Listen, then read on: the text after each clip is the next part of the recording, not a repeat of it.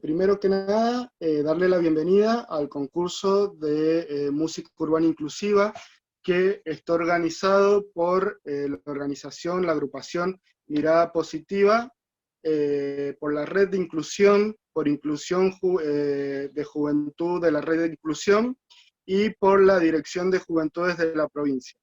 Mi nombre es José Romero, presidente de la agrupación de Mirada Positiva.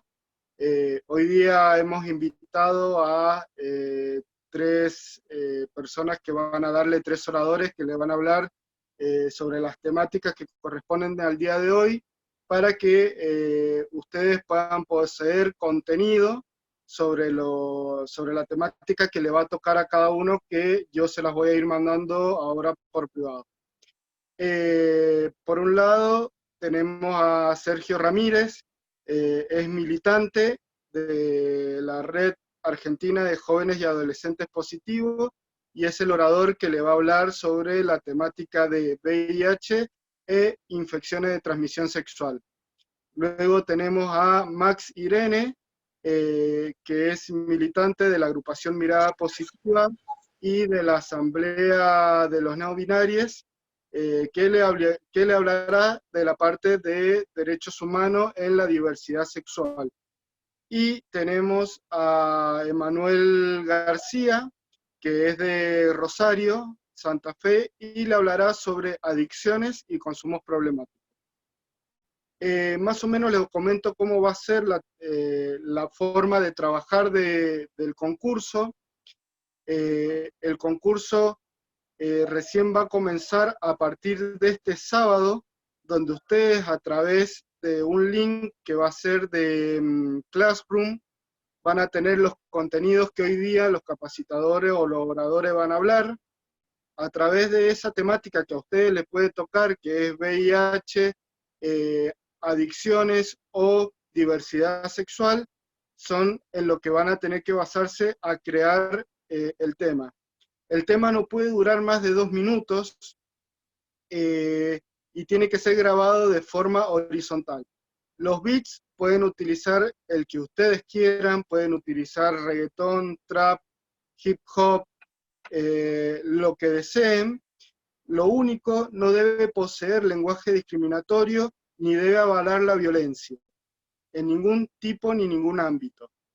El lenguaje debe ser cuidado, por eso es que nosotros hemos convocado a estos oradores para que puedan inculcarles sobre el lenguaje que se puede utilizar y que no sea el incorrecto. ¿Por qué? Porque esto va a ser subido a las redes sociales de la Dirección de Juventudes de la provincia, por lo tanto va a estar avalado por el gobierno de Mendoza, donde se van a realizar los votos a través de forma online, votos que se realizarán con me gusta, comentarios y compartidos, por lo tanto ustedes van a tener que hacer la campaña para que los voten, y de esta forma, al ser de una forma gubernamental y avalado por organizaciones sociales civiles, no puede contener este tipo de lenguaje violento ni discriminatorio. Por lo tanto, bueno, por lo dicho, primero vamos a empezar con los oradores y al finalizar con cada orador se hará un pequeño espacio para que le hagan consulta de lo que es de la temática de cada orador, y al final de la reunión saciar las dudas sobre el tema de las capacitaciones, sobre el tema del concurso. Todas las dudas que tengan del concurso me las pueden preguntar al final de esta reunión. Este video va a estar grabada, la reunión va a estar grabada, por lo tanto, si llega a quedar sin internet o llegan a tener alguna dificultad, me avisan por privado y luego se lo enviamos por medio del Classroom a los videos para que retomen a donde se quedaron. Y si se tienen que volver a conectar, no hay ningún problema, se le admite para que se vuelvan a conectar. Desde ya, le doy la bienvenida, muy agradecido por estar con nosotros. Sergio Sí, acá Ramírez. estoy, sí, acá estoy, ¿me escuchan? Sí, se escucha perfecto, Sergio.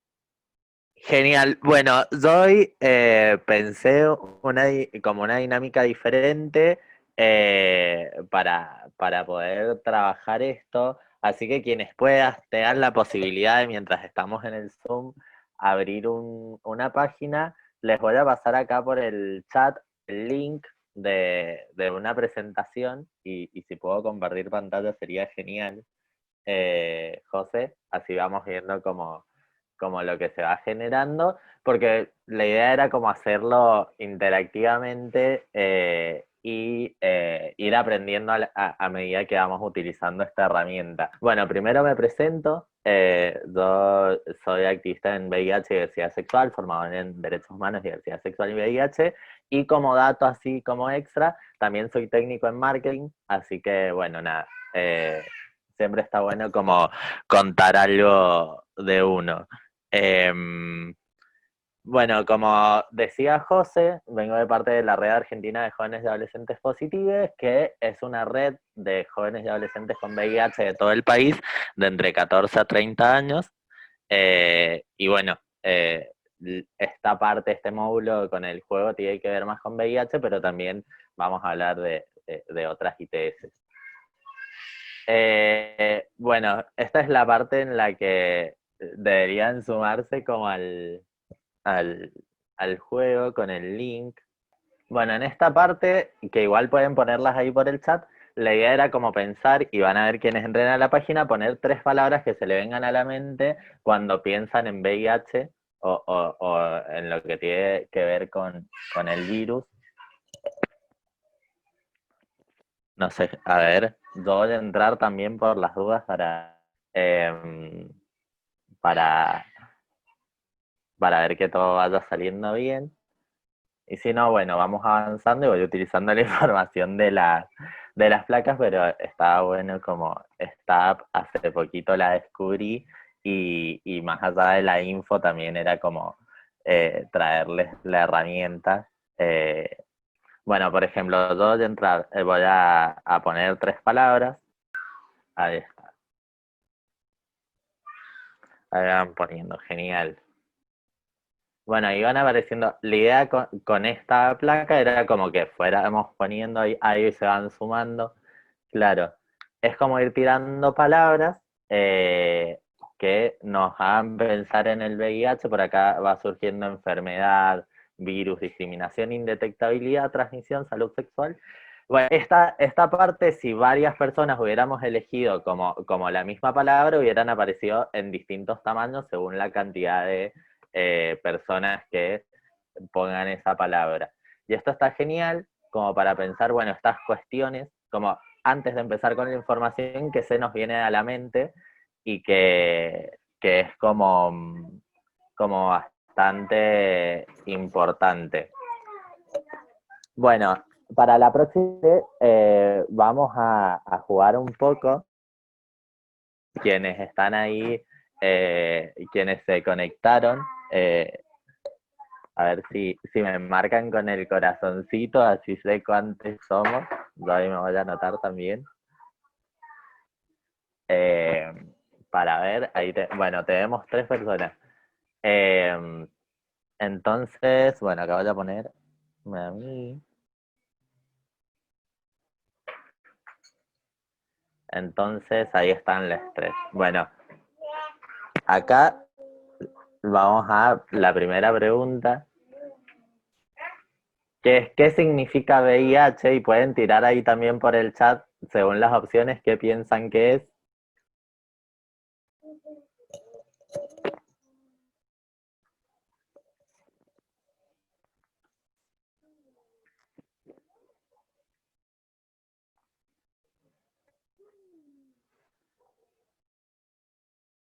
Bien, acá justamente la opción correcta era virus de inmunodeficiencia humana, entonces VIH significa el virus de inmunodeficiencia humana.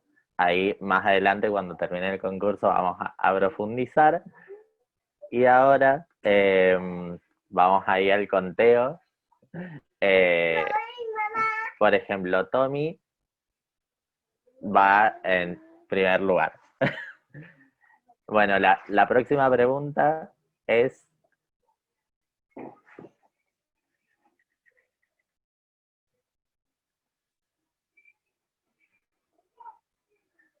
si el VIH se contagia, se transmite o te lo inyectan con las vacunas.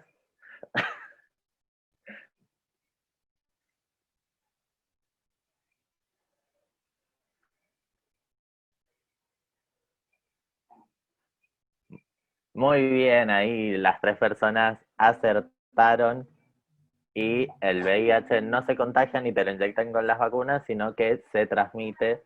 eh, Así que esto también es como algo importante de saber y que vamos a profundizar. Así que, que decía él, el VIH es el virus de inmunodeficiencia humana, no se contagia, se transmite. Vamos a la siguiente. Son 5 igual, no, no son tantos.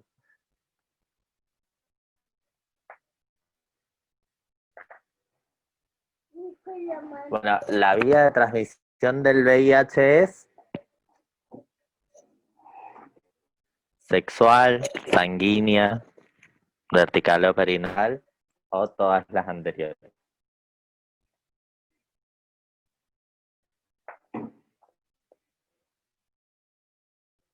Muy correcto.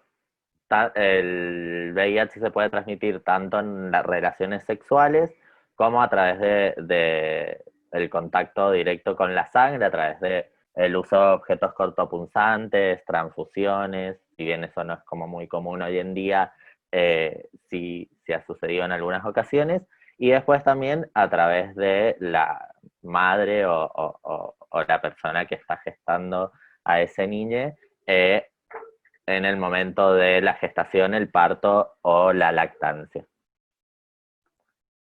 Y es importante saber esto porque en general hablábamos bastante de la transmisión sexual, pero hay una población dentro de las personas que tenemos VIH, que son quienes nacieron con el virus, que está como bastante invisibilizada, y entonces como empezar a hablar y también trabajar sobre la transmisión vertical es un tema como importante.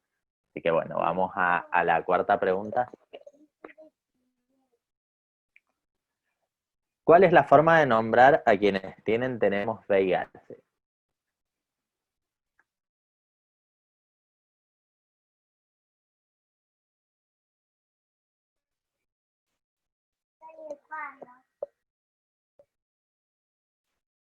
A ver. Bueno, genial. Esta es como re buena pregunta y 2 contestaron bien. Y sí, como también ahí tengo otra placa para charlar de esto, es muy común leer el término portadores de VIH, pero esta es una terminología que no es la adecuada y ahí enseguida les voy a contar bien en profundidad por qué. Ahora vamos a la última, así vemos quién gana este desafío de preguntas. Eh,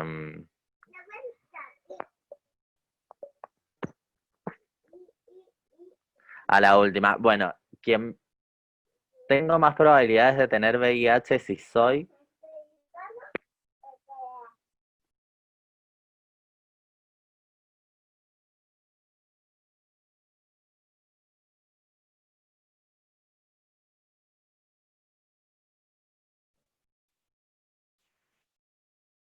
Bueno, está correctísima, me encantó.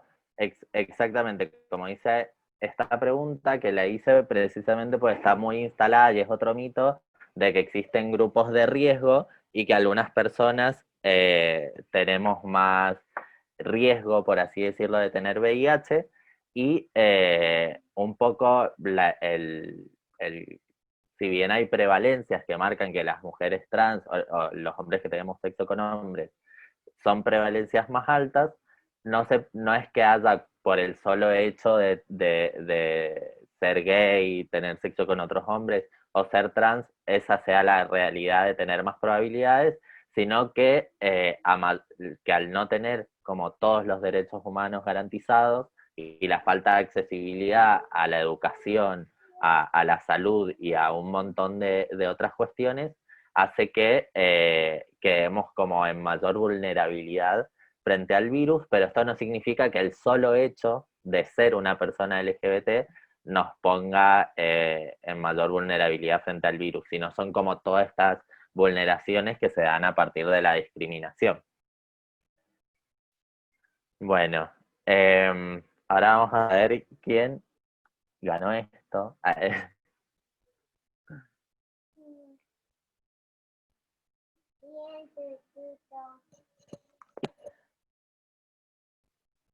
Bueno, ahí está Tommy.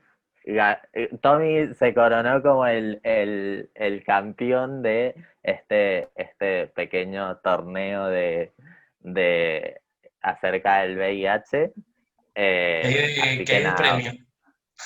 Bueno, Tommy, te ganaste todo un conjunto de PDFs acerca de VIH. Era como... Bueno, igual se acepta.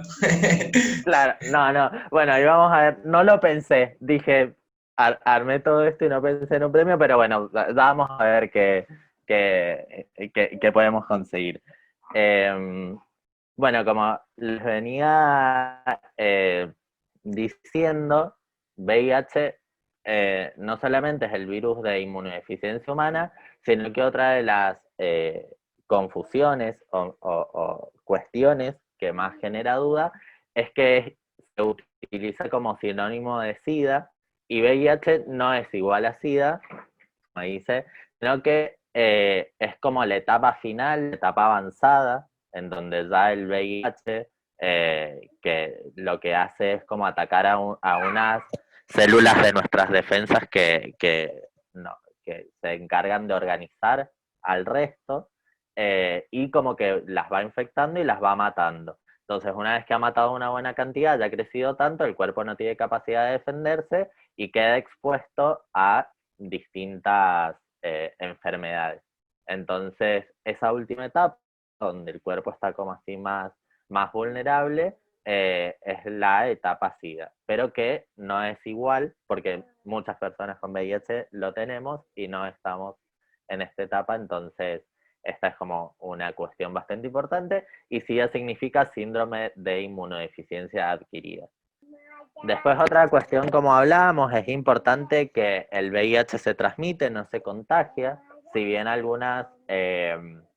algunos diccionarios figuran como sinónimos, y de hecho el contagio es una forma de transmitir un virus.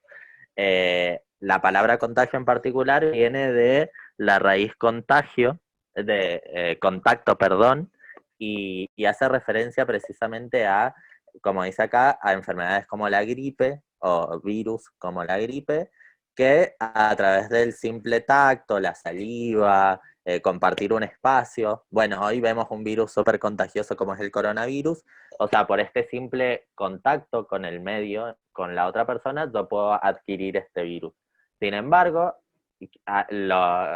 el VIH tiene como características de transmisión muy específicas, en este caso la sangre, los fluidos sexuales, la leche materna, entonces necesita como estas características particulares para llegar a transmitirse. Y por otro lado, que esto también es súper importante y es lo que también otra de las grandes diferencias es que hemos visto esto de el coronavirus queda en las distintas superficies y a medida que pasa el tiempo, digamos por alguna cantidad de horas, mientras que el VIH fuera del cuerpo humano, y por eso es virus de inmunodeficiencia humana, fuera del cuerpo humano pierde su capacidad de existir así en cuestión de segundos. Si no llega a otro cuerpo en cuestión de momentos, muere. Entonces también eso tiene que ver mucho con la capacidad de transmisión. Esto que mencionaba recién, que era también como bastante importante, que somos personas con VIH no portadoras, tiene que ver con que, según las definiciones, algo que porta o que... a ver, no escuché la última parte. ¿Desde cuándo? No sé si les pasó a todos, repito, no hay problema. Bueno, volvemos a la anterior. Bueno, era esto de que el virus pierde la capacidad de replicarse fuera del cuerpo humano, porque no, o sea, necesita sí o sí llegar a otro cuerpo humano, y por eso es el virus de inmunodeficiencia humana, porque si listo, sale del cuerpo y en cuestión de segundos no logra adherirse a otro cuerpo, listo, pierde la vida. Entonces, eso hace que sea precisamente transmisible, no solamente porque hay fluidos específicos que lo transmiten, sino porque fuera del cuerpo humano no vive más que segundos. Em, y ahora esto. El término portador hace referencia a algo que yo, o sea, a una carga que yo llevo y deposito en otro lugar. Es como, bueno, esto de llevar, portar, no sé, una caja que voy a llevar a enviar a algún lado. Y, ¿cómo es que se llama? Esto como que da la sensación de que no sé, hay algún momento en el que dejamos de tener VIH o que podemos como cambiar eso. Y también como que da la sensación de que como que lo portamos, o sea, que como que el VIH lo portan determinadas rasgos físicos o personas de grupos sociales determinados. eh, y como hablábamos recién, no hay grupos de personas que tengan como mayor probabilidad de tener el virus, sí obviamente esto de mientras más vulnerable o con menos herramientas nos deje el sistema, menos posibilidades como de prevenirlo tenemos. Otra cosa que le agrego es que cuando se comunica, y precisamente a través de las canciones, lo que ustedes van a hacer un poco es comunicar a través del arte, en los únicos términos en las únicas cuestiones que se utiliza el término portar, es cuando hablamos de portar armas o de portar rostro, y son cuestiones que se relacionan con delitos usualmente, y por eso también esta forma de hablar de portadores de VIH como que alimenta la idea de que lo que se hace es un delito. Bueno, antes de las preguntas, hay algo importante en relación a la transmisión. Vamos a volver a lo de que el virus se transmite, no se contagia, que me olvidé de poner, no sé por qué, es como una información bastante importante, que aquellas personas que tenemos VIH, estamos haciendo tratamiento y no y llegamos a una etapa que se llama de indetectabilidad, de que el virus es tan poquito en la sangre que las máquinas que lo miden no pueden como contarlo, porque las máquinas cuentan cuántas copias, cuántas veces se ha multiplicado el virus. Cuando no pueden hacerlo y es indetectable, no transmitimos el virus a otras personas. Entonces esto también está bueno en términos de saber que no solamente son vías específicas, no solamente el virus muere fuera del cuerpo, sino también de que si está súper controlado, tampoco se puede transmitir. Eh, Puse como esta info, como para que pudiéramos tener el tiempo de charlarla. Hay mucha más. Ahora quiero que me hagan preguntas y después también, si quieren otras instancias en las que profundicemos, también podemos hacerlo. Pero bueno, teniendo en cuenta el tiempo, esta era como la info más importante que quería darles.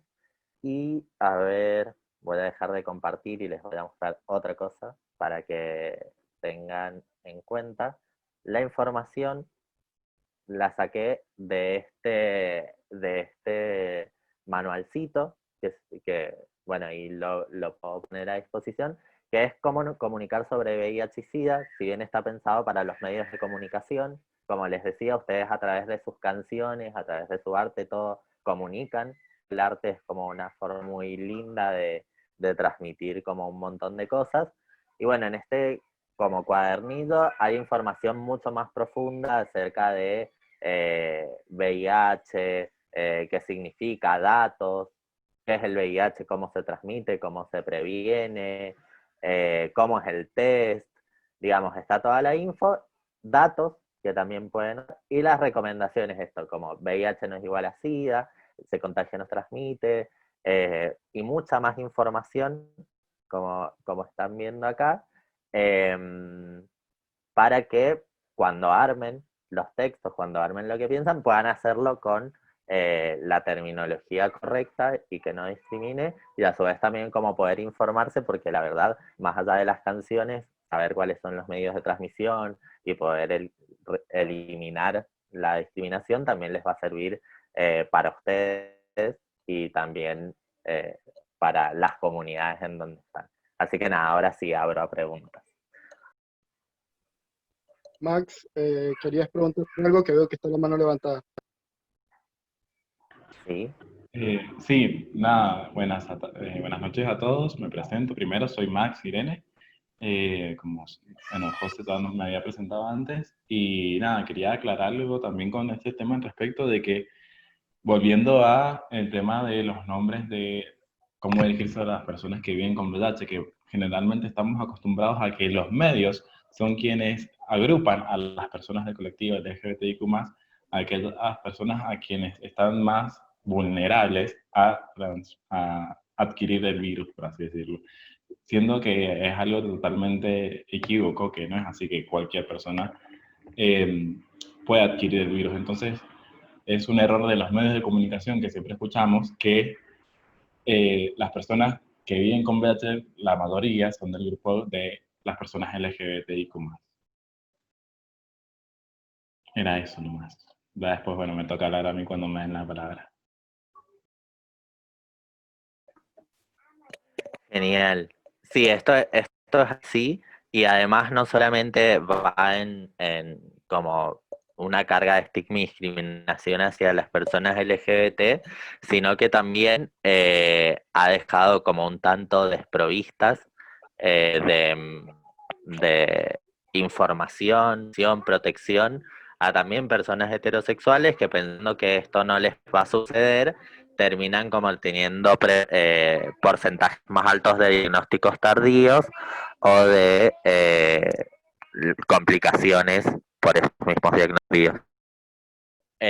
Lo mismo para ir avanzando con el tiempo y no atrasar, sí es como algunas nociones de las otras ITS, por ejemplo, que es súper importante como trabajar en cuanto a la sífilis, por ejemplo, que se puede ver a través de un chancro, que es como si fuera, ¿cómo poder explicarlo? Como si fuera una ampolla que se forma con la quemadura, y nosotros nos la sacáramos y queda como la piel así como un poco quemada, algo así sería como el chancro, así como una lastimadura que sale al principio y después desaparece, y nada, se detecta la sífilis a través de un test, que de hecho en muchos lugares se hace como en conjunto con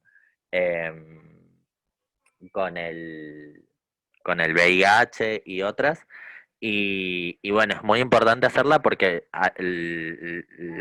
la transmisión de la sífilis es como mucho más frecuente, y si bien no deja de ser transmisible, sí con una frotación, como, no sé, con un franeleo extremo, podría transmitirse si está en contacto con ese chancro la herida. Después, las hepatitis virales, las hepatitis B y C, también es como importante hablar de ellas, porque también muy pocas personas saben acerca de su diagnóstico. A ver, ¿en qué afecta la sífilis?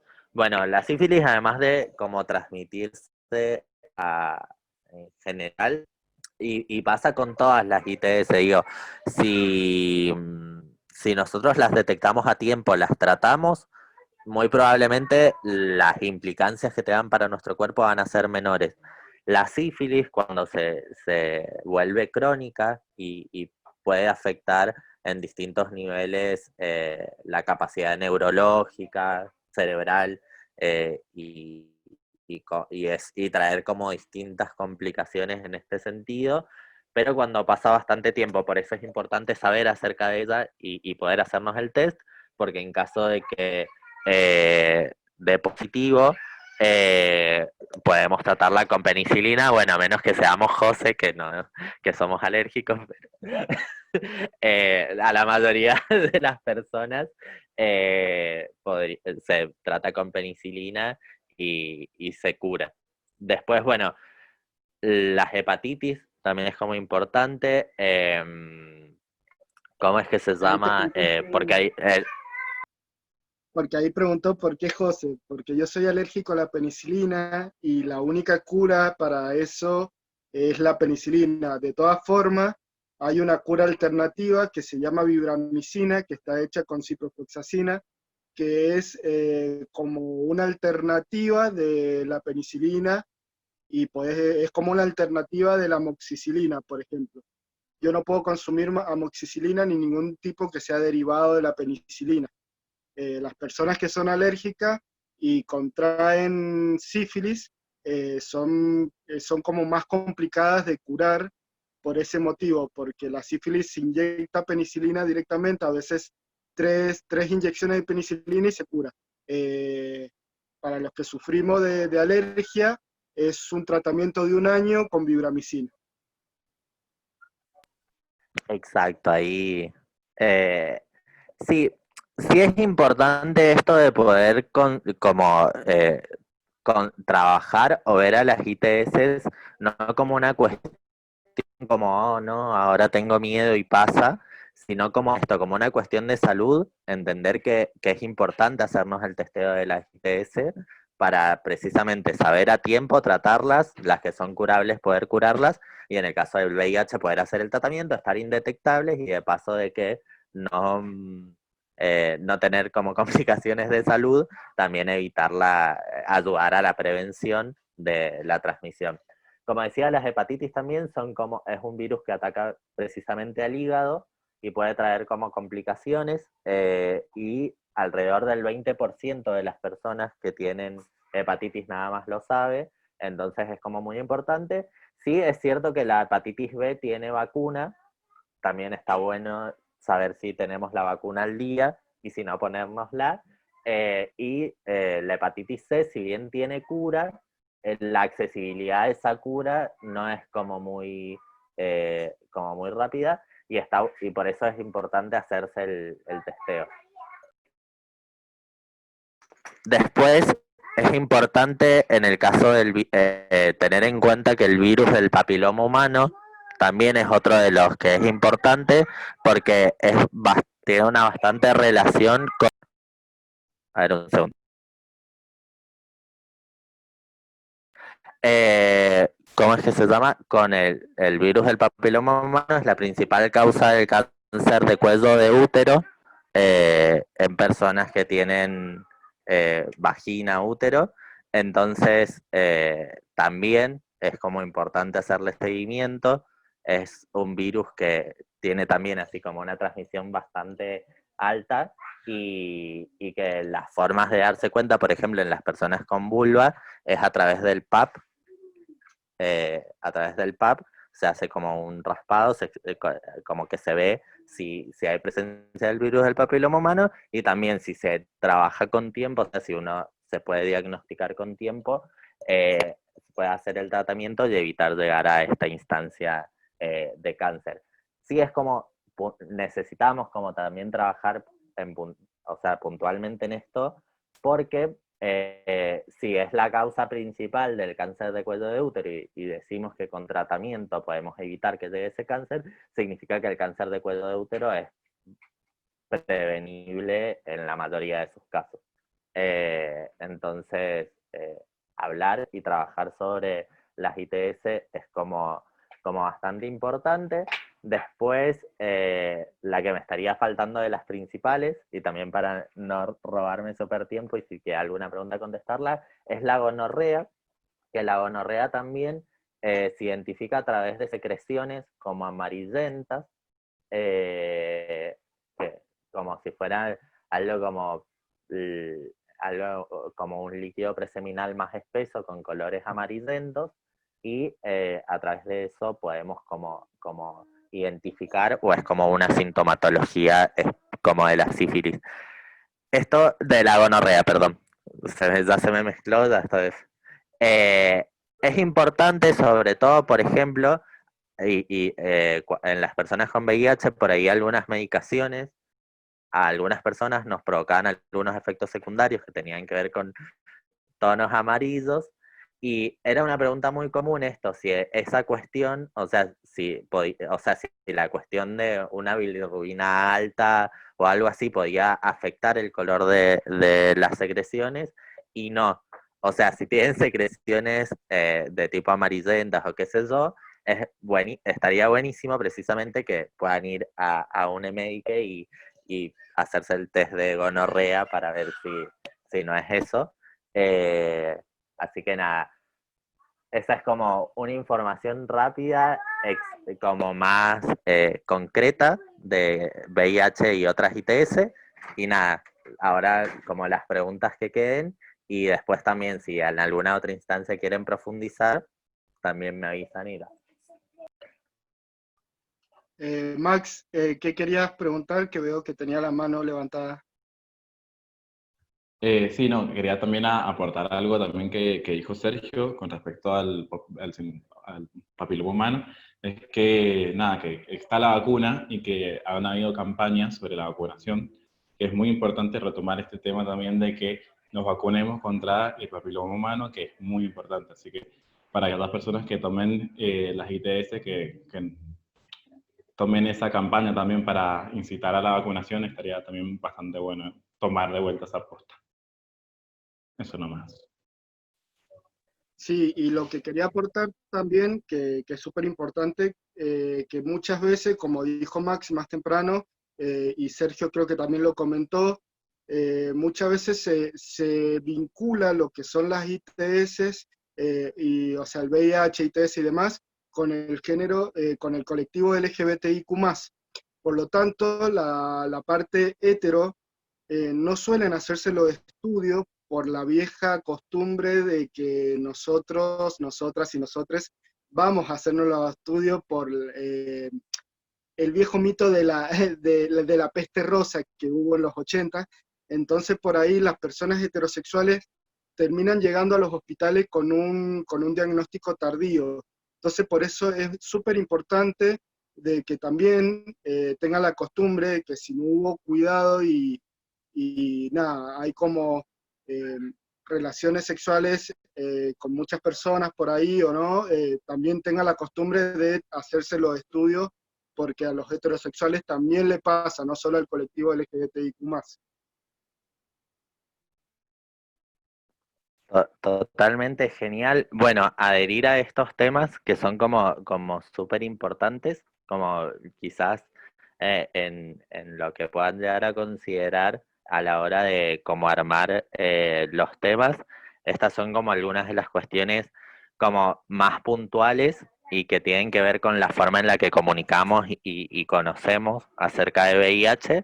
Entonces, era lo que les quería traer hoy día.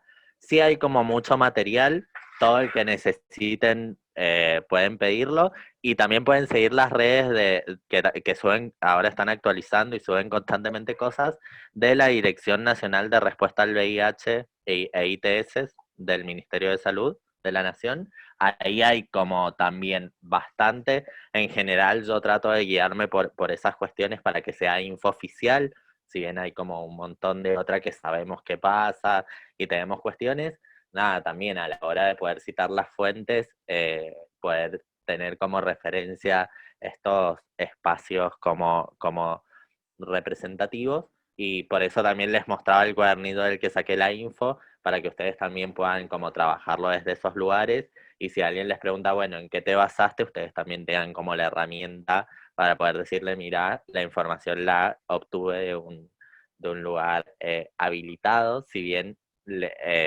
no son los únicos. De hecho, las personas con VIH, hepatitis, tenemos como un montón de vivencias que cuesta un montón que el ministerio tome, pero no se queden solo con eso, pero sí está bueno como validar ahí como para que no haya ningún problema, y de paso te dan como info para transmitir. Así que bueno, les agradezco muchísimo por haber participado. No sé si hay alguna como última pregunta, si no, cierro. Felicito a Tommy por esa victoria. Después les reanimo a que usen esa app porque es muy linda y muy copada. Ahí después también le voy a pasar los datos. Y nada, muchísimas gracias. Bien, viendo que está todo clarísimo, ha sido muy claro, vamos a pasar al siguiente orador, que es Max Irene Vera, de la agrupación Mirada Positiva, quien va a hablar sobre lo que son los derechos humanos en diversidad sexual y los tipos de identidades y demás. Max, te cedo la palabra. Bien, como dijo José, bueno, les voy a comentar todo lo que es derechos humanos. No sé si se me escucha bien, me ponen que sumo más fuerte, más cerca. Yo no preparé un PowerPoint por cuestiones de tiempo, pero les voy a mandar un cuadernillo con respecto a todos los temas. Después José te va a hacer llegar el cuadernillo para que se lo pase. Es un cuadernillo de más o menos 20 páginas, también del Ministerio de Salud y de Diversidades, que está muy bueno. Porque hablamos de derechos humanos. Derechos humanos es todo aquel derecho que la persona adquiere al momento de nacer y al momento de concebirse como persona.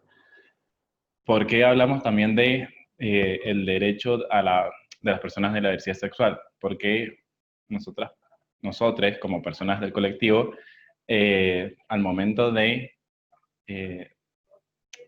querer adquirir los derechos humanos que tenemos por el simple hecho de nacer personas, el Estado o la sociedad en la cual vivimos nos reprime o nos los quita. Un caso muy particular y a los que voy a tomar mano son el ejemplo de el matrimonio igualitario y la identidad de género, que nosotros acá en Argentina tenemos la posibilidad de más allá de género que concibimos, que nos autopercibimos, prefiero decir yo, de poder casarnos y el momento de adquirir la documentación con el género y la identidad y el nombre con el que nos percibimos, la podemos recibir. Es muy importante que tomemos en cuenta de que la lucha del colectivo hace más de 60 años que viene peleándola en distintas partes del mundo, acá en Argentina también. Y es bueno que empecemos con lo básico de que la identidad de una persona, más allá del género y del sexo, es cómo se identifica esa persona, ¿sí? La identidad sexual se parte en cómo me siento yo, como varón o como mujer o como una persona no binaria como yo, que más allá es indiferente a los genitales que esa persona pueda llegar a tener. Que la sociedad te impone de que todo el mundo tiene, por la fisionomía o la fisiología o la forma de vestir de una persona ya nos impone un género o nos impone pronombres, y la verdad que al momento de conocer a una persona que, por ejemplo, soy una persona no binaria, empiezan muchas dudas, al cual siempre la educación sexual integral es la herramienta básica en la cual nos debemos formar y nos debemos agarrar. Si conocemos que el sexo biológico de las personas pueden ser una persona que tiene pene o una persona que tiene vulva. Y existen personas intersexuales, aquellas personas que nacen con una combinación de estos genitales, que puede ser mayor o menor dependiendo los genes que con la persona nace. Aquellas personas pueden identificarse como varones o como mujeres, dependiendo de cómo se sientan. Las vivencias que tienen estas personas con respecto a la sociedad son a veces más discriminadas que las personas heteronormadas o las personas cis, aquellas personas que se identifican con el sexo, con el género asignado al nacer, como varones y mujeres. Es importante que siempre tomemos en cuenta aquellos pronombres, aquellas identidades con las cuales las personas se presentan y se identifican. Yo, por ejemplo, soy una persona no binaria, que yo me autopercibo como una persona a género, que no tiene una construcción social como varón o como mujer. Entonces yo me considero una persona a género, que es una de las ramas que tiene el género, por así, no binario, porque las personas no binarias pueden ser de diferentes características o de diferentes identidades, mejor dicho. Aquellas personas que pueden ser totalmente una persona, por ejemplo, transexual puede identificarse como varón o como mujer más allá de su transición. Es importante también que a la hora de comunicar estas cosas, de que siempre remarco de que es importante que tomemos los valores que nos inculca la sociedad a la hora de cuando nosotros nos presentamos como una persona al mundo, ¿sí? ¿Se entiende? Es importante que al momento en que nosotros comunicamos que nos identificamos con otros pronombres, por ejemplo, yo uso pronombres masculinos, femeninos o neutros, siempre se respetan esos nombres, esos pronombres cuando las personas tienen una educación que no va al choque de la violencia. Por ahí me ha tocado, por ejemplo, de que hay personas que no entienden de que yo me puedo referir a mi persona como en femenino o en masculino, más allá de cómo me vea al día a día. Las identidades sexuales y las orientaciones sexuales son dos cosas que van por separado. Una persona puede ser heterosexual, una persona puede ser gay, una persona puede ser bisexual, una persona puede ser consexual, una persona puede ser bisexual. Y las identidades de la persona pueden ser varones, mujeres o personas no binarias. Más allá de la expresión del género que tiene esa persona, que puede ser o masculina, o femenina, o andrógina. Una persona andrógina es aquella que tiene el intermedio, por así decirlo, entre lo femenino y lo masculino, que aquella persona que a la hora de que la vemos, que nos genera esa incógnita de si es varón o si es mujer. Por lo general, siempre se toman en cuenta de los roles de la cisnorma, por así decirlo. De que a los varones les gusta el color rosado, a las mujeres les gusta el color rosa, y a veces puede ser totalmente contradictorio de que, por ejemplo, los colores no tienen género o que la ropa no tiene género. Es algo que totalmente se debe inculcar. El día de mañana yo soy una persona con falda, no voy a prejuzgar que esa persona es una persona gay o una persona trans por el simple hecho de usar una falda. Es totalmente la construcción que cada persona debe llevar al momento de educarse. Que por eso es importante también estas formaciones, de que el día de mañana que tengamos hijos, entiendan de que no hay cosas de varones y cosas de mujeres, sino que las cosas son cosas y cada persona puede hacer uso de esas independientemente del género de que han sido asignadas socialmente, porque la sociedad es quien impone qué cosas son para varones y qué cosas son para mujeres, no las personas en sí. Bien, voy a explicar un poco qué son las identidades sexuales y las orientaciones sexuales. Las personas heterosexuales son aquellas personas que sienten atracción física o emocional hacia su sexo opuesto, ya sea un varón que siente atracción física sexualmente y emocional hacia una persona mujer, ya sea una persona cis, ¿sí? Una persona que se considera mujer desde el momento que nació y con vulva, ya que cada persona que transitó, una mujer trans, sigue siendo un varón heterosexual más allá de que esa mujer sea trans. Eso no quita su heterosexualidad. Lo mismo pasa en viceversa con las mujeres. Las mujeres heterosexuales son heterosexuales más allá de que sientan atracción física, o sea, una persona cis, que son aquellas personas, como dije, cisgénero, que se identifican con el género asignado a nacer. Entonces, una persona cis puede ser heterosexual y puede sentir hacia personas cis o hacia personas trans. Las personas bisexuales, voy a hacer un paréntesis que a veces se confunden los términos con la pansexualidad. Que una persona bisexual, la definición es que las personas bisexuales sentimos atracción física, emocional y sexual desde nuestro género hacia el resto. No es un binomio de soy una persona bisexual, entonces me gustan mujeres y varones, y el resto de los géneros quedan excluidos. Que muchas veces se pensó de que por eso nació el término pansexual. el término pansexual quiere decir que aquellas personas que sienten atracción física, emocional y sexual hacia las personas independientemente de su género. Hay particularidades en estos términos de que se pueden haber discusiones y debates totalmente debatibles. En el momento de que la bisexualidad hizo su manifiesto en que las personas bisexuales son aquellas personas de que sienten atracción física y sexual, emocional desde su género al resto, se entendió de que no es una binaridad de varones y mujeres.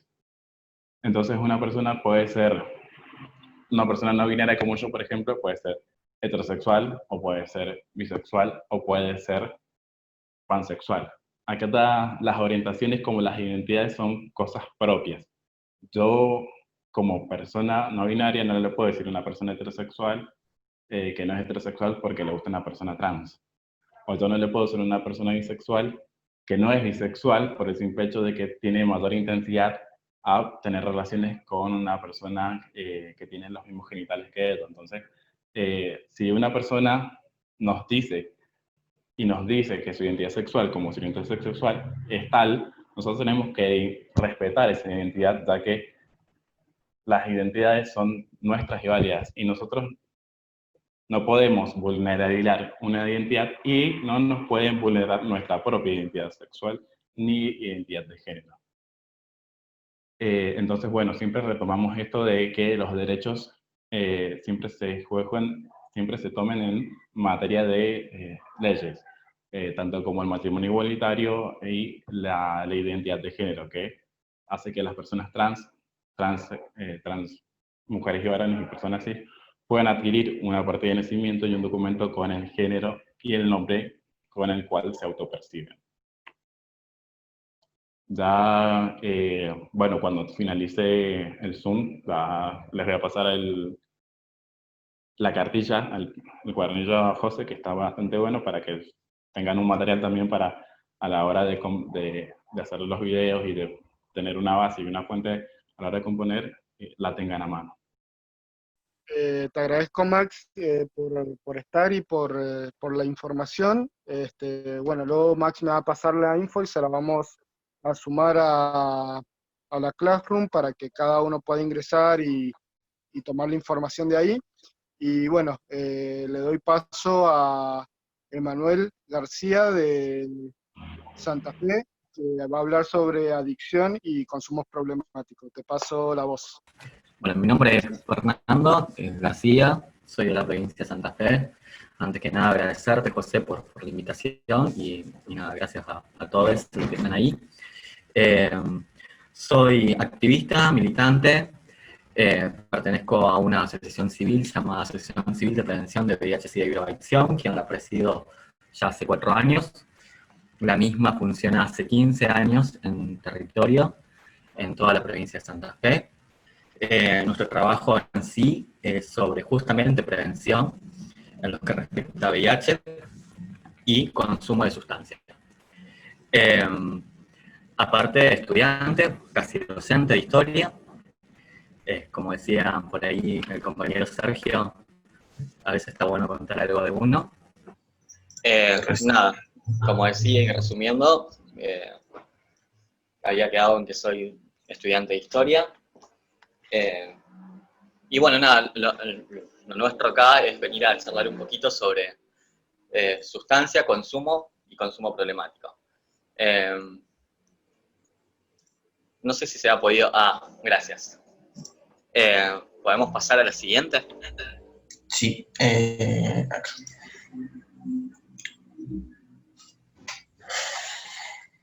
Para poder empezar a entender sobre, o empezar a hablar sobre consumo, debemos decir primero que somos una sociedad que vive en consumo, en constante consumo.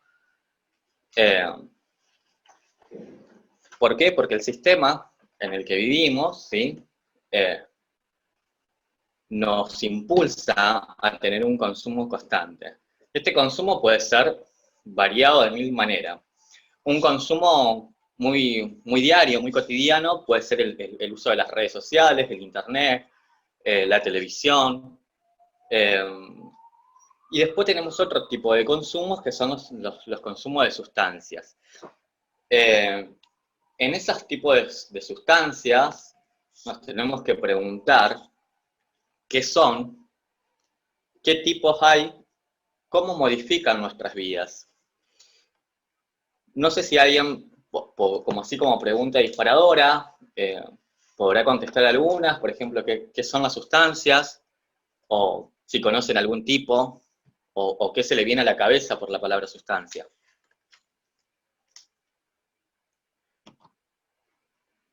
Bueno, las sustancias es todo aquello lo que consumimos, es todo, ya sea como dije antes, valga la redundancia, es aquello que consumimos en la cotidianidad, que justamente puede ser el internet, las redes sociales.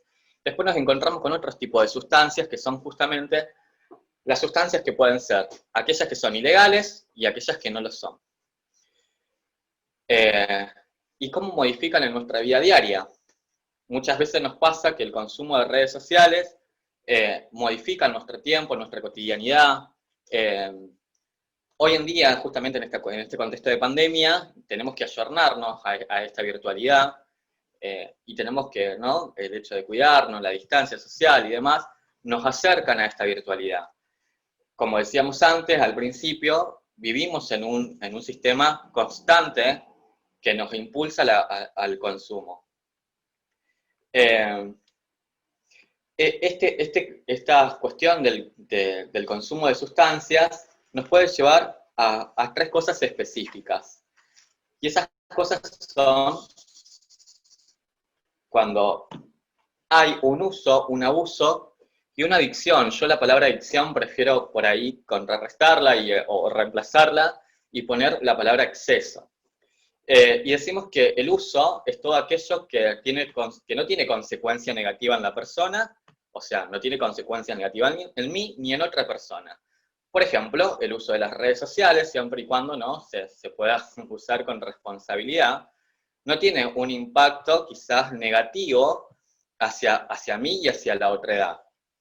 El abuso tiene algunas consecuencias adversas. Ahora, cuando, por ejemplo, volviendo al ejemplo del internet, cuando uno tiene esta cuestión de abuso, ¿no? Y siente ya la necesidad constante que necesita de ese uso de internet, eso puede contrarrestar y puede traer algunas consecuencias adversas o negativas. Ya puede ser en lo social, en lo familiar, en lo afectivo, en los estudios. Y lo que yo prefiero llamar el exceso, que acá aparece como adicción, dice que es el uso donde hay pérdida del control, ya cuando no podemos controlar ni ese uso ni ese abuso, sino que nuestros impulsos nos llevan a tener un exceso prolongado de ese consumo durante mucho tiempo. Eso puede traer un montón de complicaciones en la cotidianidad. Y me quiero parar un poco acá, porque lo que viene después es justamente que dice que tenemos dos tipos de adicciones que van a estar bien definidas. Como dijimos antes, ¿no? Para ser un poco repetitivo y para que nos entre cuáles son las diferencias entre una y otra, se van a clasificar en dos las sustancias. Aquellas que van a ser como el cigarrillo, el alcohol, el paso, la merca que podamos llegar a consumir, o aquellos comportamientos adictivos que, como pudimos haber dicho antes, que es el internet, los juegos en red, las redes sociales, alguna serie de Netflix. ¿Por qué? Porque somos una sociedad totalmente consumista todo el tiempo.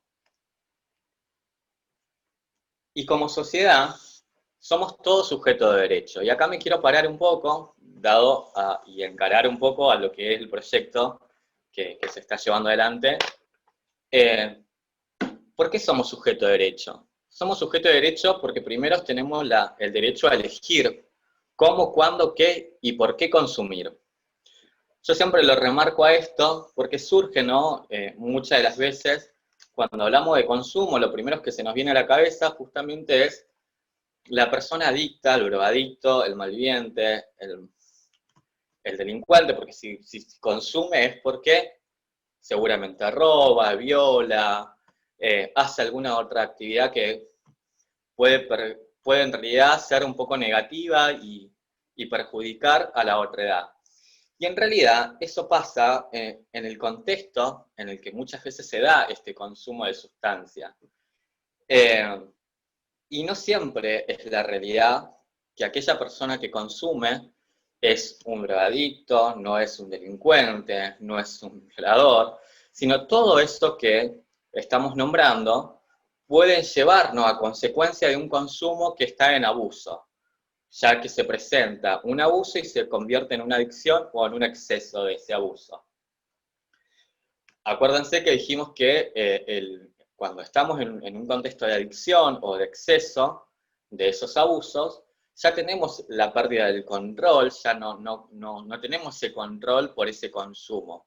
Entonces, todas estas cuestiones que vengo nombrando pueden llegar a venir a colación, quizás o no, muchas veces no, de ese consumo.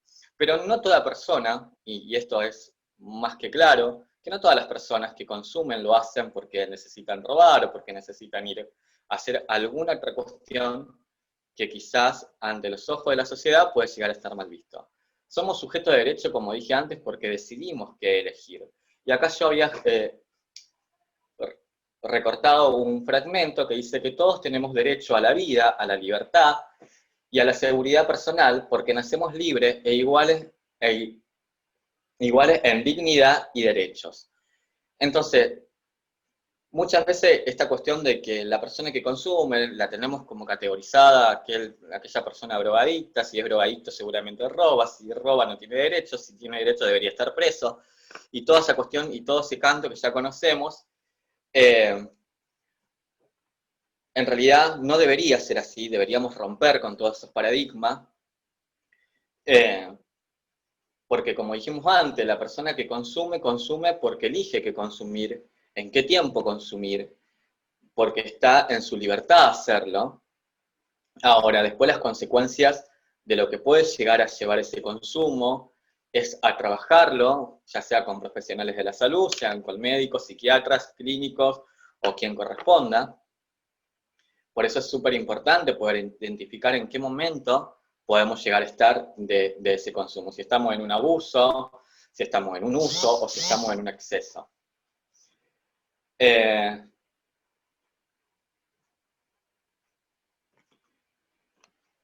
Toda esta cuestión que vengo nombrando del uso, el abuso y el exceso, muchas veces nos lleva a que cuando estamos en un exceso puede surgir una cuestión de consumo problemáticos. ¿Qué es un consumo problemático? Es todo aquello que puede llegar a modificar mi vida y la del otro. Por ejemplo, aquellas personas que están en una situación de exceso del consumo de cualquier tipo de sustancia, sea cual fuesen, sea, como decíamos, el faso, la merca, el éxtasis, el LSD, el popper. Se presenta el consumo problemático cuando dijimos cuando en realidad retomando, ¿no? Que decíamos que el exceso es aquello que no podemos controlar. Cuando hay algo que no se puede controlar, se convierte en un problema. Y ese problema nos lleva a situaciones extremas y límites, muchas veces que no sabemos cómo manejarlo. No solamente nos lleva a nosotros como consumidores, sino a nuestro entorno, a ese consumo problemático. A la familia, a los padres, amigos, hermanos, la comunidad en general.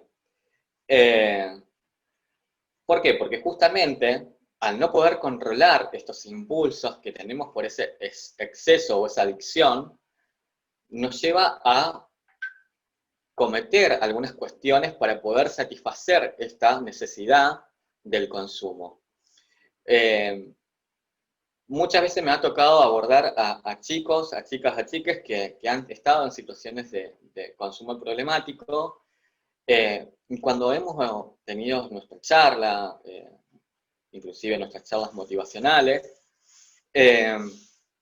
su mayor problema en realidad era cómo consigo estas sustancias que a mí me hace bien.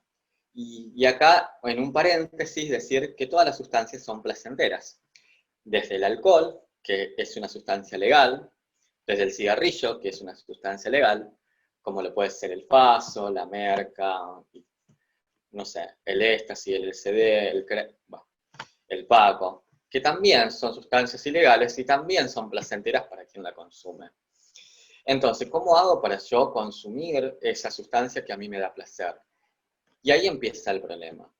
Bueno, un día puedo llegar a mentir en mi trabajo porque no tengo ganas de ir, porque en realidad tengo ganas de consumir, porque tengo ganas de, como quien dice, dármelo en la pera, y eso ya genera un problema.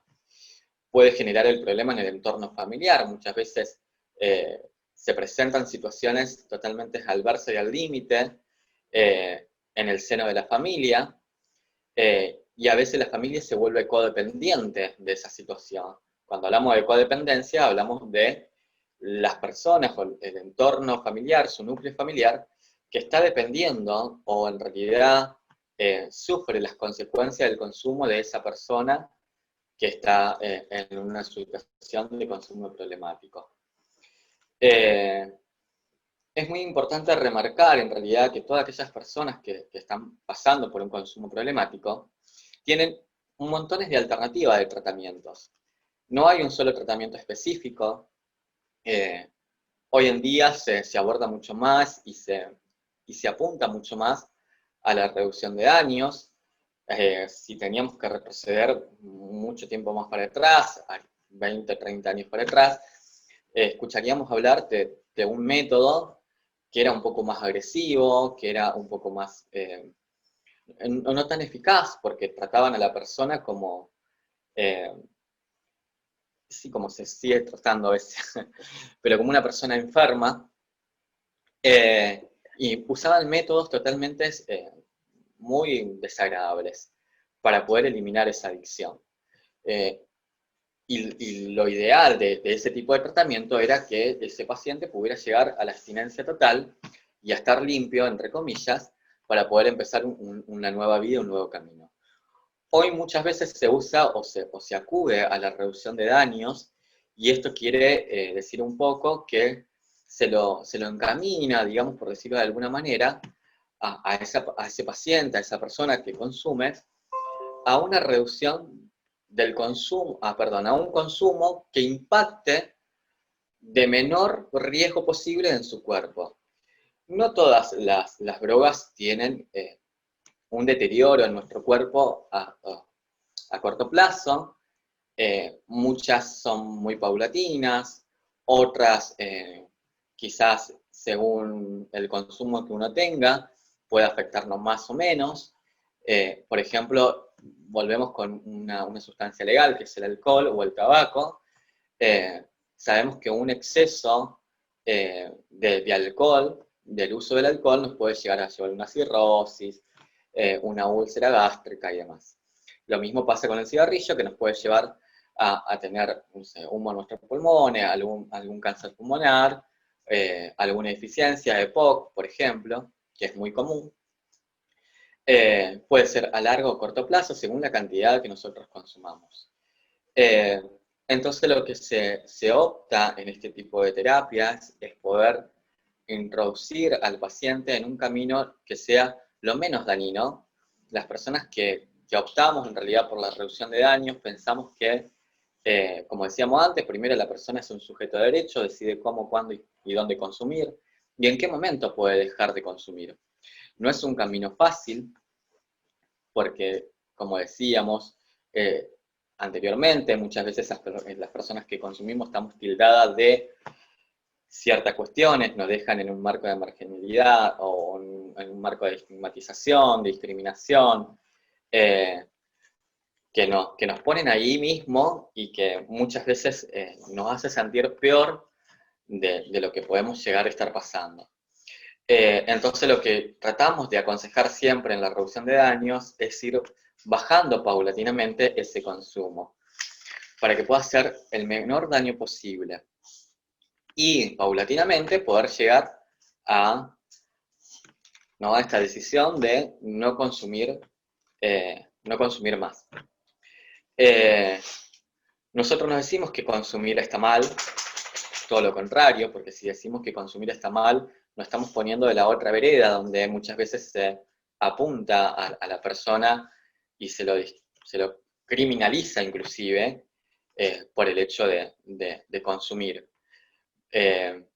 Pasa esto que escuchás a los pibes, a las pibas y a los pibes que cuando te dicen, no, pero me agarró la poli, me agarró la yuta con 2 pasos y me llevó un cana. Y todo por 2 pasos. Y entonces el hecho de decir, me están criminalizando por un consumo que decido yo consumir. Y en realidad el foco del problema en cuanto al consumo, sabemos que no está en la persona que consume, sino está en otros lugares mucho más amplios, como lo que es el narcotráfico, que no me voy a meter ahí. Pero bueno, la idea es poder saber que las personas que consumen, las personas que consumimos, no son personas que estamos en algo ilegal, o que no, más allá de que estemos haciendo una actividad ilegal, porque el sistema impone que consumir ciertas sustancias ilegales está mal, pero sí estamos haciendo lo que decidimos hacer en algún momento de nuestras vidas. Como también decidimos en algún momento de nuestras vidas poder dejar de consumir. Escuchándolo a Sergio y a Max, me ponía a pensar un poco también en estas personas, en estas poblaciones vulnerables justamente, que atraviesan el problema de consumo, ¿sí? Como pueden ser las personas que vivimos con VIH, o las personas inclusive de la diversidad, que muchas veces están tildadas de drogadictas, porque muchas veces, o si, por ejemplo en el caso de las mujeres trans, de que si son trans, son prostitutas son drogadictas, porque todo lo lleva a todo, y eso es lo que la sociedad todo el tiempo nos está poniendo en mente. Y eso es lo que debemos desconstruir, ¿no? Y terminar con ese discurso, porque realmente estigmatiza, realmente lastima, realmente no ayuda a construir nada. Y yo creo que para construir hay que desconstruir, y desconstruir es un camino muy largo y muy duro. Las personas que pertenecen a una población más vulnerable, las realidades son totalmente diferentes. No es lo mismo quizás ver el consumo en un barrio popular, que quizás ver el consumo en el centro de una ciudad. Y cuando vemos el consumo en un barrio popular, vemos justamente, o en realidad se dice o ven, que si en ese barrio, en ese lugar que es popular o periférico, ahí predomina la droga, y si predomina la droga, predomina la delincuencia, predominan un montón de cosas malas. Ahora, si vemos el consumo quizás en un barrio del centro de la ciudad, la mirada es totalmente diferente, porque ese chico que quizás que consume, pobre consume, pero también estudia, pero se gana la vida, y no lo ven de la manera que ven a una persona, ¿sí? Que quizás vive en un barrio más vulnerable, o que pertenece a una ciudad, a una población vulnerable. Entonces digo, el tema del consumo es tan amplio para poder hablarlo en muchos de sus aspectos. No es lo mismo, como decías, el consumo en ciertos lugares que en otros, pero más allá de eso, entender que el consumo no es más que una decisión propia de quienes decidimos en un momento de nuestra vida consumir, y no es porque consumimos somos delincuentes o somos lo que la sociedad nos dice que podemos llegar a ser. Tenemos que romper con esta cuestión de el que consume es chorro o el chorro es drogadicto. Poder romper con eso es lo más importante. Ustedes que están ahí haciendo esto en cuanto a la música urbana, muchas veces aparece esta cuestión, ¿no? De que si escuchamos música urbana seguramente son tal o cual cosa. Entonces poder transmitir estos mensajes para poder romper estos paradigmas que por muchísimos años se nos pusieron en la cabeza, creyendo que lo que estábamos haciendo era lo malo de todo, y en realidad lo que hicimos fue decidir cómo, cuándo y por qué consumir, y también dejar de consumir en el momento que nosotros querramos, siempre teniendo en cuenta que el consumo nos puede llevar también a esta cuestión del consumo problemático, y ese consumo problemático nos puede llevar también a quizás a tener complicaciones en nuestro entorno y a lastimar, o por decirlo de alguna manera, a las personas que más queremos en nuestro entorno. Y cierro con esto, para no hacerlo más largo, siempre tener en cuenta que cuando tengamos alguna duda en cuanto al consumo, nos acerquemos a los sectores públicos de salud o privados, que hablemos con nuestros médicos, médicas más cercanos, que podamos sacar nuestras dudas. Hay personas que muchas veces nos comentan sobre, bueno, yo consumo y vivo con VIH, ¿qué tengo que hacer? ¿Qué interacciones tiene? O soy diabético, o tengo esta... Siempre tratar de poder charlarlo con su médico. Tengan en cuenta que hay una línea telefónica, que es el 141, que pertenece al Sebranar, perdón. Poder buscar también, el 141 es totalmente gratuito en cualquier punto del país. Ahí van a poder encontrar cualquier tipo de ayuda que están necesitando, cualquier tipo de dudas que necesitan sacarse, y poder elegir, en el caso de que necesitan ayuda, el mejor camino para poder resolver esta cuestión del consumo, que nunca es tarde para poder hacerlo, y que está bien si lo tienen ganas de hacer, como está bien si no tienen ganas de hacer, pero siempre sabiendo que un consumo también es una pérdida de nuestro tiempo, de nuestras vidas, y nos deja fuera de un montón de cosas si no lo hacemos responsablemente. Así que nada, bueno, agradezco, José, no quito más tiempo, no sé si hay alguna pregunta. Manu, una pregunta. En este tiempo de pandemia, ¿vos has visto o hay estadística a nivel nacional que el consumo ha sido aumentado, tanto de la parte de alcohol o como drogas problemáticas en los diferentes sectores? Bueno, qué buena pregunta, José. Yo digo que la pandemia nos vino justamente a reinventar. Y también vino a sacar o poner en evidencia mucha vulnerabilidad. Y el problema del consumo no es por menor. Hoy en este contexto pandémico, el consumo inclusive ha aumentado, aunque no creamos. Y uno de los consumos que más aumentó fue el consumo del alcohol. Estadísticamente, según el Sebranar, nos dice que el consumo del alcohol ha tenido un disparate o un alta muy grande. Y este problema de consumo, en un contexto de encierro, en un contexto de cuarentena, en un contexto pandémico, y más en los primeros meses, cuando hemos tenido las restricciones o la cuarentena muy estricta, de quedémonos en casa, no salgamos y demás, el consumo de sustancias fue aumentando mucho más, y ha puesto, digamos, por decirlo de alguna manera, en peligro algunas cuestiones de la cotidianidad.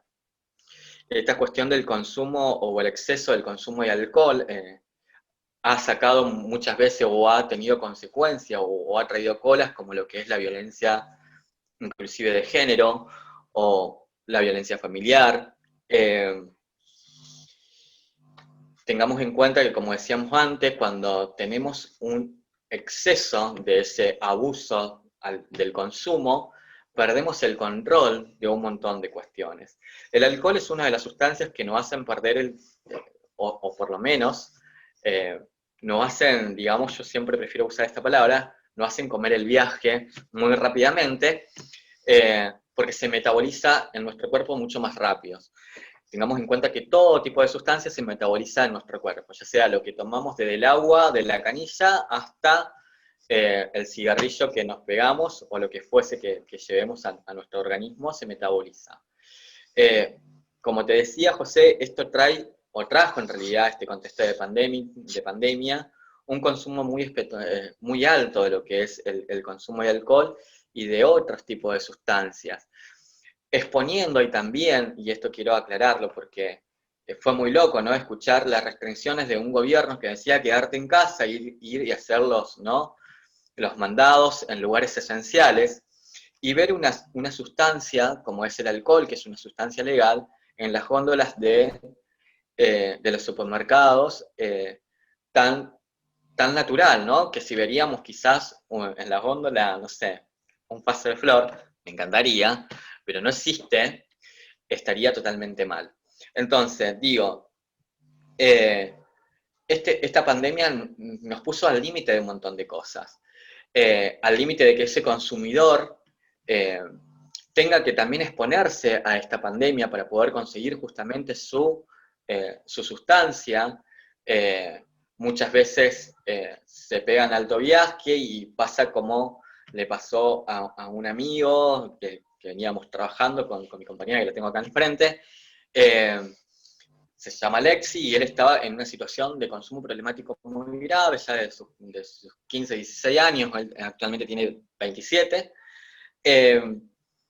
y lo ha expuesto mucho en esta cuarentena, porque muchas veces tenía ese consumo y quedaba muy expuesto afuera, por ahí se desaparecía 2, 3, 4, 5, 10 días fuera de casa, durmiendo en la calle, sin barbijo, sin los medios de cuidado que el gobierno nos venía a plantear.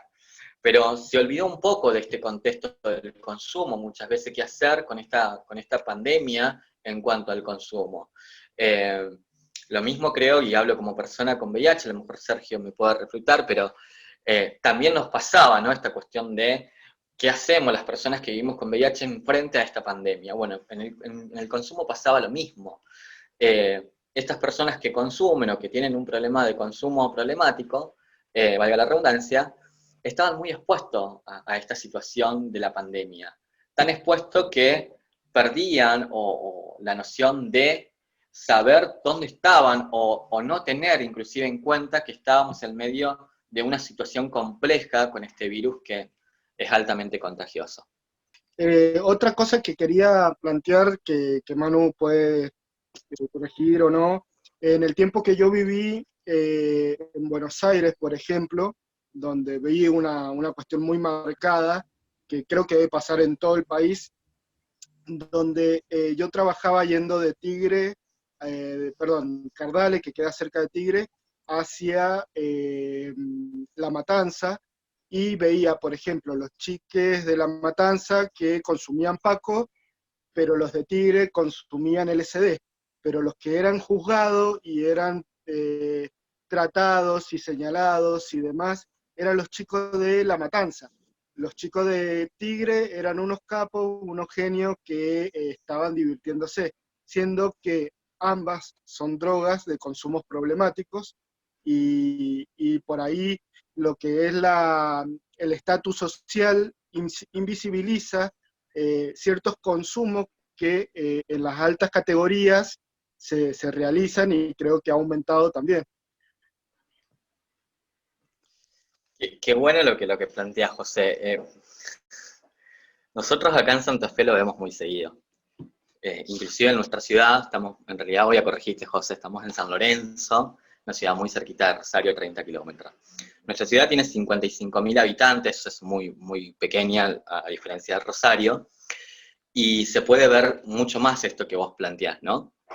Es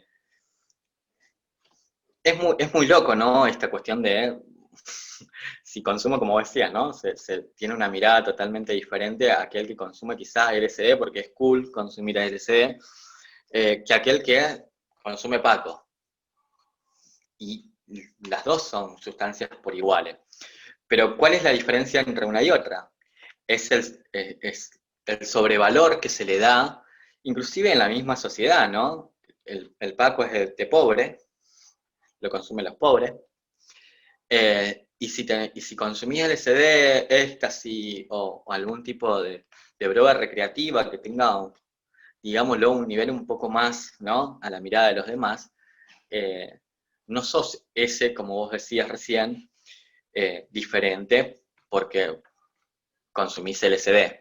¿Me explico? O sea, El que consume Paco puede llegar a ser visto como inclusive aquel persona que, bueno, si consume Paco vive en un barrio periférico, en una villa, como se escucha decir, o es un delincuente. Ahora, pero si consume LSD, o si consume éxtasis, es una persona cool, porque inclusive lo que hace es, bueno, puedo pagarme ese LSD, puedo pagarme ese éxtasis, y donde lo consumo en fiesta electrónica, donde hay un valor de una entrada muy elevada. No es, por ejemplo, esta mención, ¿no? Volviendo al éxtasis o al LSD, no es un consumo que quizás solemos ver muy a menudo, a diferencia de lo que es el faso o la merca, que la vemos muy común, ¿no? Hoy en día hasta nos encontramos con cigarrillos que le dicen la escarcha, que es la mezcla de la marihuana con la cocaína, y siempre se está reinventando nuevos tipos de sustancias y nuevos tipos de consumo.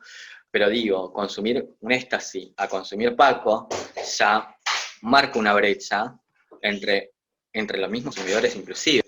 Y esto pasa porque, vuelvo a repetir lo mismo, nos pusieron en realidad en la cabeza que ciertas cuestiones de consumo en realidad pasa simplemente en aquellos barrios periféricos, en aquellos lugares populares, en aquellas villas mal nombradas, y no pasa o no se ve en realidad en otros lugares. Como vos decías, no conozco Buenos Aires, pero me imagino, no sé, un Tigre y la Boca, ¿no?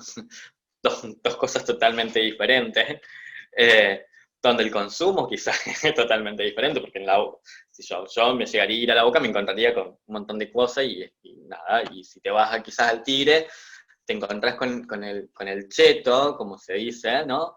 Que consume un éxtasis o un cartón de LSD y es cool. Pero aquel que está en la Boca y consume Paco o consume crack, ya pinta desde otro lugar y se lo mira desde otro lugar. Y se lo tiene como apuntado y nada, y prejuiciado como otro tipo de persona. Esto también lo podemos ver en esta pandemia, inclusive. Ya no existen los lugares recreativos como para ir a consumir un LSD, donde vos decís, bueno, me la voy en la pera porque tengo una fiesta electrónica, y soy cool porque lo consumo inclusive en mi casa, que vivo en un edificio, en un departamento, en donde sea, a diferencia de aquel que tiene que salir a comprar un prensado o un vaso de escarcha, como quien dice que inclusive para barrios populares ese tipo de sustancia o ese tipo de consumo es un consumo, hasta podríamos decirlo cheto, por tener dos drogas a la vez. Totalmente de acuerdo con lo que planteaba José. Que sobre un planteo, vos hablabas sobre que no se llamaban adicciones, sino abusos, o no me acuerdo la otra palabra que utilizaste, que no era adicciones, sobre el consumo, ¿cierto? Ahora, en este tiempo de pandemia, el abuso de Internet, ¿no es un consumo problemático? Qué buena pregunta, José. Bueno, José preguntaba si en este contexto de pandemia el uso del Internet es un consumo problemático. Wow. Es un comportamiento, en realidad, es un comportamiento de sustancia, podríamos llamarlo de alguna manera en términos más lindos.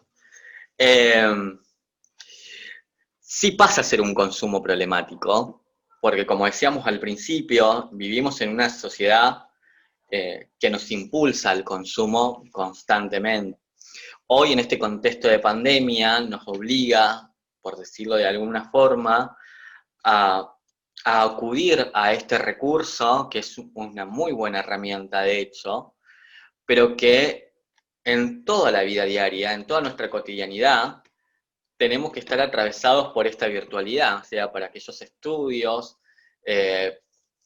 como por ejemplo, me imagino a vos, José, con tu organización, en la militancia, en el trabajo que llevan adelante como organización. Tener que estar conectado a esta virtualidad hoy sí se vuelve un consumo. Si no podemos entender que en este contexto la herramienta de Internet es justamente esto, una herramienta. Volvemos a lo que decíamos antes, ese uso se pasa a ser un abuso, y ese abuso pasa a ser un exceso. Hoy, en términos generales, vivimos mucho más, inclusive con el celular, con la compu, que quizás hace 6, 7, 8 meses atrás, antes de este contexto de pandemia. La gente lo que hace es ver este recurso que hoy tenemos, que nos toca en realidad tener por la pandemia, también para un escape, inclusive para poder pasar de la mejor manera lo que nos toca vivir por esta pandemia. El encierro no acompaña muchas veces a este contexto de pandemia y porque empiezan a flotar en nuestros interiores un montón de cuestiones. Empieza inclusive a aparecer el miedo, empieza a aparecer el miedo al virus o el miedo al qué me pasará, el miedo a no ver más a mi familia, el miedo a no existir más, porque si me enfermo, ¿qué me va a pasar? Entonces, para poder salir de esta situación, muchas veces nos toca recurrir, así sea a la televisión, a una serie por Netflix. Recordemos que Netflix también depende de un uso de Internet.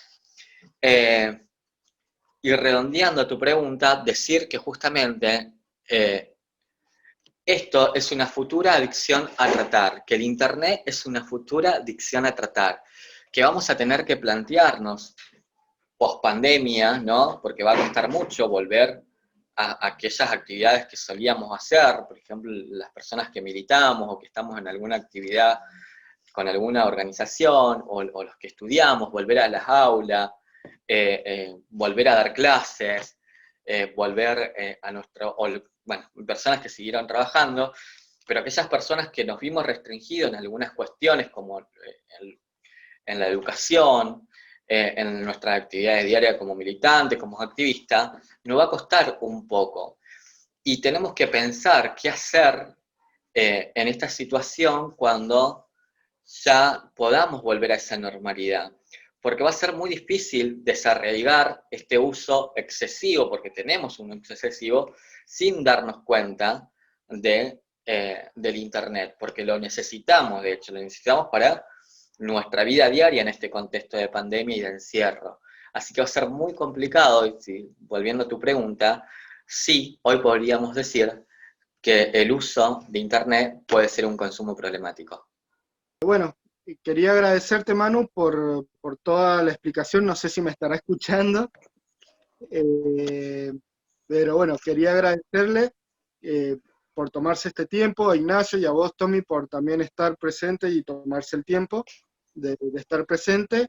Voy a estar subiendo todo el contenido a la Classroom para que el grupo 2, que es este, pueda tener acceso. Y en la misma clase, en el mismo link, voy a poner cada uno qué temática le va a tocar a cada integrante que tengan que hacer, que va a ser VIH y ETS, adicciones y consumos problemáticos, y derechos humanos en diversidad sexual. Uno de esos temas le puede tocar a Ignacio o a otra de las personas que va a estar ahí en esa Classroom. Así que bueno, súper agradecido y estamos a toda disposición y le dejo un saludo muy grande. Bueno, no, yo agradecerte a vos, José, como te dije al principio, gracias por convocarme. Hace un tiempito, vamos a decirlo, que queríamos trabajar juntos, de alguna manera a la distancia, queríamos hacer algo juntos, y bueno, en este contexto de pandemia, como uno acaba de decir, la pandemia nos trajo esta cuestión de reinventarnos, y esta es una forma de reinventarnos. Felicito la iniciativa, está muy buena, nos parece muy interesante. Acá justamente hablaba con mi compañera, con Nora, y le comentaba de esta iniciativa, nos parecía súper alocada, algo que no se debe poder traer, inclusive a través de la cultura popular, a través de la cultura urbana, estas cuestiones, ¿no? Para poder charlarlo, para poder hablarlo, para poder también informar a través de lo que uno hace. Dejo a disposición mis redes sociales, se me pueden pedir a José, me encuentran por Facebook como Manu García, a través de nuestras redes de la Asociación Civil, como Asociación Civil de Prevención de VIH-Sida y Viralización, es un poquito más largo. Y bueno, si necesitan el WhatsApp, se lo pueden pedir a José, para poder abarcar cualquier tipo de dudas que se le presente para poder llevar adelante esta actividad. Vamos a estar subiendo, Manu, cuando ya estén los temas. Esto otra de las cosas, los temas se van a crear a partir de este sábado, se va a habilitar para subir los videos hasta el 15 de octubre.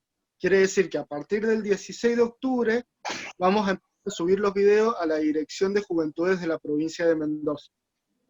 Una vez que subamos los videos, la gente va a tener que votar y va a tener que compartir y comentar. Así que estás totalmente invitada a votar y a compartir y a comentarle los videos como capacitador que ha estado, para ver si han respetado el contenido que vos has brindado. Va a ser un aporte súper importante porque va a ser un puntaje súper importante el de los capacitadores.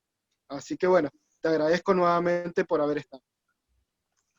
A vos por la invitación, un beso para todos y muchas gracias por estar ahí, por bancarme hasta esta hora. Gracias. Un saludo para todos y gracias Tommy, gracias Ignacio y Manu. Chao, chao. Chao.